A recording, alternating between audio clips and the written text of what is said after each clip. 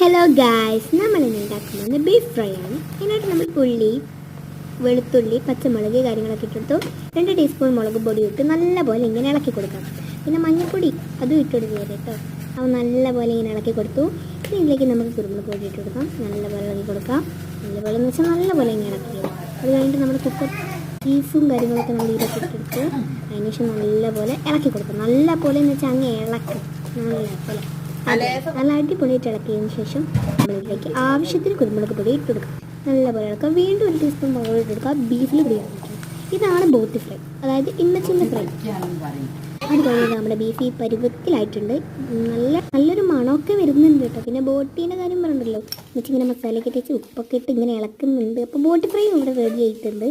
മച്ചി നല്ലതുകൊണ്ട് പൊരിച്ചെടുക്കുന്നുണ്ട്. നമ്മുടെ ബീഫ് കറി സെറ്റ്. അങ്ങനെ കുറച്ച് വെള്ളം ഒഴിച്ചെടുത്തു. വെള്ളം പോലെ ഇരുന്ന് കുറച്ചായി കിട്ടുന്നുണ്ട്. അപ്പോൾ ഇത് അനിയത്തിയും കഴിച്ച്